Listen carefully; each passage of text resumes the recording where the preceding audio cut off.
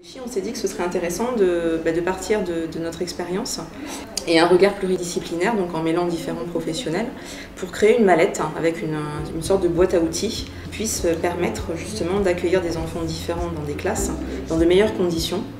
Nous, on est parti sur des mallettes avec 10 domaines de compétences. Pour pouvoir s'ajuster au mieux à ces enfants, il faut des outils. Et donc la mallette, elle apporte ces outils-là. La sensibilisation, elle va apporter aussi, je dirais, la formation qui va autour. Parce que c'est des outils qui ne sont pas forcément toujours très simples à utiliser. Enfin, ça demande un petit peu de pratique. Je pense que c'est abordable pour tout le monde, mais voilà, ça demande un petit peu de pratique et d'explication. Ça a apporté des réponses pratiques à des questionnements que je pouvais avoir. Là, le fait d'introduire ce qu'on appelle les renforçateurs, ce que nous, on appelle dans la classe des activités pour faire plaisir et pour se détendre. C'est des choses qui leur font plaisir, mais ils travaillent quand même d'autres compétences sans s'en rendre compte. Concentration, attention, mobilité des doigts. Et ça a vraiment changé la pratique de la classe parce que je voulais déjà faire en sorte que les enfants soient heureux de venir en classe et qu'ils prennent du plaisir. Mais là, avec cet outil-là, on est vraiment dans la notion de... On apprend en s'amusant. On va faire encore 10 minutes de ça parce qu'il y a un changement aujourd'hui. Après la récréation, tu vas aller faire le sport avec la classe de CE1. D'accord? Vous allez aller courir.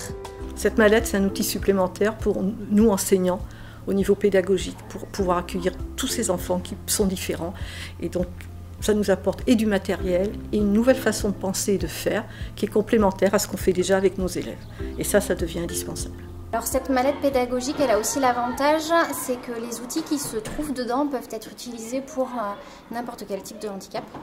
Donc si on retrouve des personnes avec une déficience intellectuelle, un handicap moteur ou un handicap visuel, une surdité, il y a toujours des objets dedans qu'on pourra s'approprier pour faciliter la communication, faciliter la gestion émotionnelle.